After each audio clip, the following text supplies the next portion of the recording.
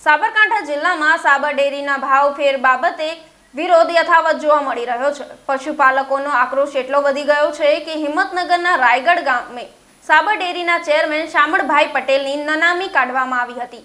રાયગઢ ગામની દૂધ મંડળી ખાતે મોટી સંખ્યામાં પશુપાલકો એકઠા થયા હતા। તેમણે ચેરમેનની નનામી બનાવી અને ઉગ્ર વિરોધ પ્રદર્શિત કર્યો હતો।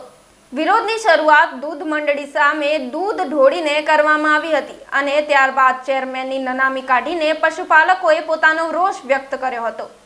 પશુપાલકોની માંગણી છે કે તેમને દૂધના પૂરતા ભાવ મળે અને ભાવફેર બાબતે યોગ્ય નિર્ણય લેવાય। આ વિરોધ પ્રદર્શન દર્શાવે છે કે પશુપાલકો પોતાની માંગણીઓ માટે મક્કમ છે અને જ્યાં સુધી તેમની માંગણીઓ સંતોષાશે નહીં ત્યાં સુધી તેમનો સંઘર્ષ ચાલુ રહેશે।